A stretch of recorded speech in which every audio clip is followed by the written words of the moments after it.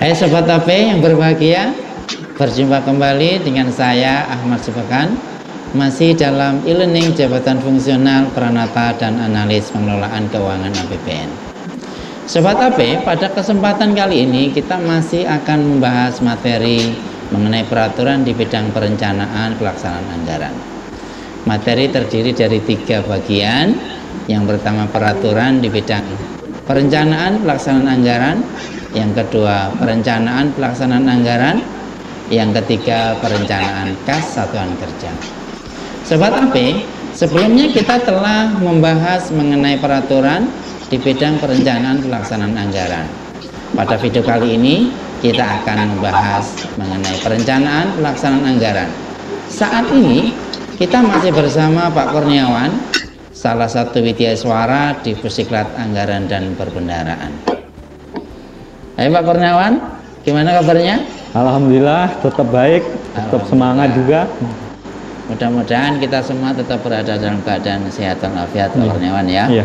Demikian juga dengan Sobat AP semuanya, mudah-mudahan sehat walafiat. Pak Kurniawan, dalam merencanakan kegiatan Pak Kurniawan ya, itu terdapat sesuatu yang dibutuhkan oleh Satker. Hal-hal apa saja yang harus diperhatikan oleh sebuah Satker dalam melakukan identifikasi kebutuhan? Ketika Satker akan mengidentifikasi kebutuhan, hal-hal berikut yang harus dilakukan oleh Satker. Ya. Yang pertama adalah menyesuaikan identifikasi kebutuhan barang atau jasa dengan rencana kegiatan yang ada di dalam Renja KL. Kemudian identifikasi barang atau jasa yang telah tersedia, dimiliki atau dikuasai, ya, karena kadang dimiliki belum tentu juga dikuasai.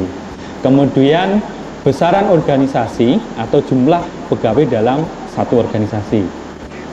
Kemudian juga kita akan melihatnya beban tugas dan tanggung jawab dari masing-masing pegawai itu. Kemudian kita akan melihat prioritas kebutuhan dan kecukupan anggaran yang tersedia. Ya.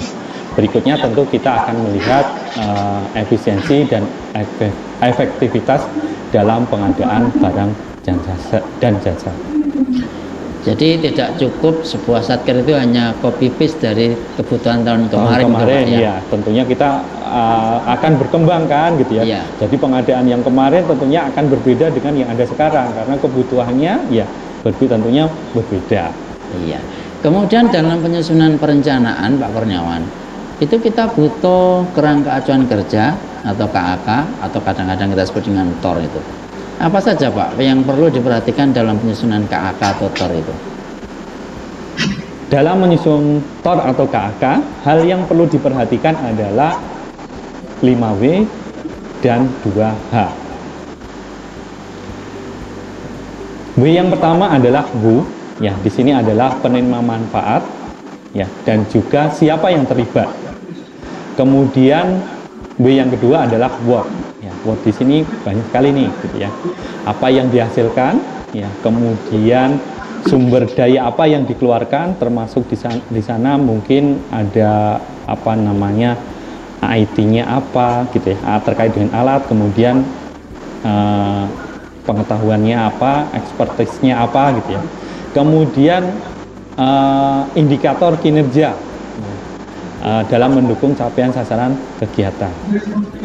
Kemudian W yang ketiga adalah mendukung pencapaian sasaran kegiatan. Ya, tadi kegiatan dilaksanakan itu mendukung sasaran. Kemudian W kedua adalah Kemudian W keempat dan kelima yaitu when, ya, when itu artinya kapan. Kemudian where yang kelima itu di mana dilaksanakan, ya. Kemudian H yang pertama adalah strategi dalam menghasilkan barang atau jasa. Kemudian H yang berikutnya adalah how much, ya, berapa diperlukan biaya untuk menghasilkan barang atau jasa ini. Dari uraian tadi Pak Kurniawan, berarti KAK Totor itu sudah bisa menjawab seluruh permasalahan yang akan ditanyakan karena mencakup 5W, bukan hanya 1H ya, tapi 2H gitu ya. 5W 2H. Selanjutnya Pak Kurniawan, dalam perencanaan kegiatan, ada kalanya kegiatan itu selesai dalam 1 tahun, ada kalanya juga tidak selesai dalam 1 tahun. Butuh 2 tahun atau bahkan lebih, yang sering kita sebut dengan tahun jamak gitu ya. Nah, bisa diceritakan mungkin Pak, yang kontrak tahun jamak itu seperti apa Pak? Ya, seperti yang tadi ya disampaikan oleh Pak Subhan gitu ya. Jadi kontrak tahun jamak itu adalah kontrak pengadaan barang atau jasa yang membebani lebih dari 1 tahun anggaran ya. Artinya di sini membebani itu belanjanya lebih di 1 tahun anggaran. Kemudian kontrak tahun jamak ini dapat dilakukan untuk pekerjaan yang pertama penyelesaiannya lebih dari 12 bulan atau lebih dari 1 tahun anggaran, atau memberi manfaat yang lebih ketika dilakukan di 2 tahun anggaran itu gitu ya. Kemudian yang kedua, untuk jangka waktunya ini bisa lebih dari 1 tahun ya, dan paling lama adalah 3 tahun anggaran. Lebih dari 3 tahun nggak boleh Pak ya? Lebih dari 3 tahun tidak boleh ya. Iya. Nah, dalam perencanaannya Pak, perencanaan kontrak tahun jamak tadi, apa yang mesti diperhatikan oleh Satker Pak? Hal-hal yang perlu diperhatikan oleh Satker ketika akan mengadakan kontrak tahun jamak adalah bahwa pertama, pekerjaan konstruksi telah memenuhi kelayakan teknis. Kemudian alokasi anggarannya sudah ada di RKKL. Rencana pelaksanaan tahunan dicantumkan dalam perakiraan maju. Untuk pekerjaan yang semula direncanakan tahun tunggal telah dilengkapi dengan surat pernyataan dari KPA. Oke, itu dari sisi tahun atau waktu pelaksanaannya Pak ya.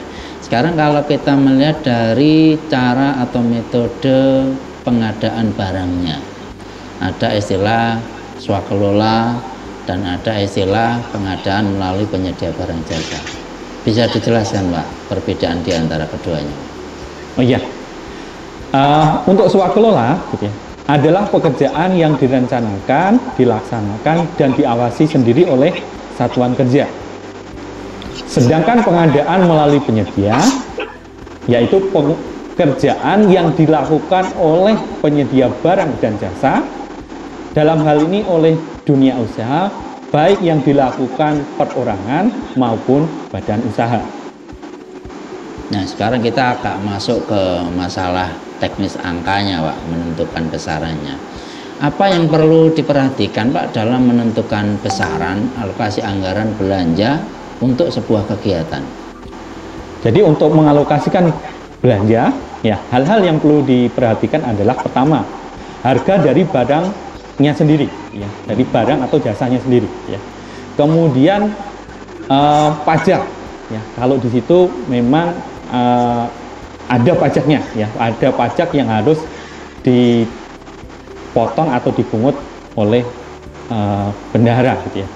Kemudian biaya-biaya pendukung, misalnya, ya, ada biaya pemasangan, biaya pengangkutan, biaya pelatihan, ya, dan lain-lain, gitu ya. Kemudian selain itu juga kita perlu memperhatikan biaya administrasi, ya, misalnya honor, ya, biaya survei, biaya dokumen, biaya lainnya, ya, misalnya ada biaya pendapat dari ahli hukum, gitu ya, atau kontrak, gitu ya, dalam hal untuk kontrak, gitu ya. Kemudian juga mungkin ada biaya uji coba. Iya, cukup banyak Pak ya yang harus diperhatikan. Komponennya banyak yang membentuk komponen alokasi anggaran itu ya. Kalau kita perhatikan Pak, jenis-jenis kegiatan Satker itu kan macam-macam Pak ya, tergantung dengan tusinya. Bisa dijelaskan Pak, ini jenis-jenis kegiatan yang ada di Satker itu apa aja Pak? Ya, betul sekali Pak Subhan. Ya, kegiatan yang ada di Satker itu banyak ragamnya, ya. Tapi mungkin kita bisa mendefinisikan jenis kegiatan itu ke dalam dua kelompok, ya. Yang pertama berdasarkan perikatan, ya. Dengan berdasarkan perikatan ini kita bisa membagi jenis kegiatan itu ada yang kontraktual dan non kontraktual. Ya. Kemudian juga kita bisa membaginya berdasarkan pelaksanaan. Ya. Yang pelaksanaan ini adalah rutin atau operasional, kemudian juga non operasional dan swakelola. Ya, jadi semua bergantung pada tugas dan fungsi satker bersangkutan, Pak ya. Iya. Terima kasih Pak Kurniawan atas sharing dan penjelasannya yang sangat luar biasa buat saya dan juga Sobat AP semuanya. Demikian Sobat AP obrolan kami tentang perencanaan pelaksanaan anggaran. Masih bersama Pak Kurniawan Santoso. Di video selanjutnya kita akan membahas mengenai perencanaan kas satuan kerja. Semoga video ini bermanfaat. Terima kasih dan sampai jumpa.